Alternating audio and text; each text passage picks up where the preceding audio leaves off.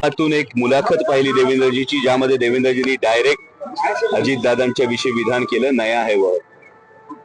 त्यामुळे महायुतीमध्ये आता गंमत अशी झाली की पराभव समोर दिसायला लागल्यामुळं नेमकी पराभवाचं खापर कुणावर सोडायचं, हे तीन पक्ष एकत्र आले. याच्यामध्ये सत्ता हा ग्लू होता, सत्ता हा फेविकॉल होता, पण आता सत्ताच निघाल्यामुळं तिघांची तोंड तीन दिशांना होत. 60 पेक्षा अधिक सभा झाल्यात असं एक आकडा समोर आलाय. काय वाटतं, असेसमेंट काय, राज्यात काय होईल, आकडा किती कोकणात काय ठिकाणी यश आलंय का, त्याला धरून प्रश्न आहे. आणि हडपसर मध्ये चांगली पॅटर्न पाहायला मिळतो शिवसेनेकडून.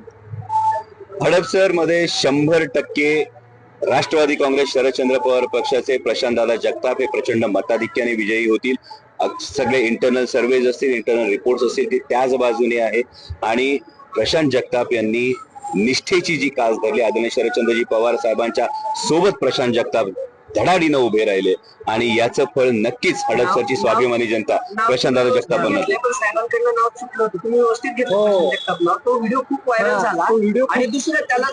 कसं असतं, स्लिप ऑफ टंगचे व्हिडिओ सुद्धा जर व्हायरल करावे लागत असतील तर कदाचित विद्यमानांना हा पराभव दिसतो. तेव्हा कुठंतरी आपल्याला आशा दिसते का, जर विद्यमानांनी त्याच वेळी पवार साहेबांच्या सोबत राहण्याची भूमिका घेतली असती तर आज त्यांना स्लिप ऑफ टंगचे व्हिडिओ असे व्हायरल करावे लागले.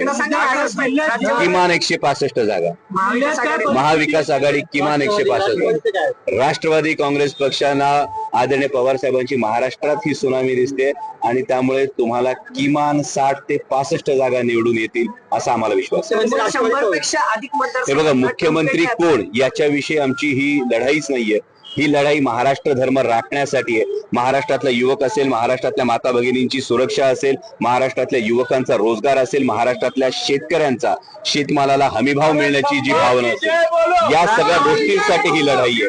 त्यामुळे ही लढाई मुख्यमंत्री कोण यापेक्षा महाराष्ट्र कुठल्या दिशेने जाणार याची लढाई आहे मला वाटतं.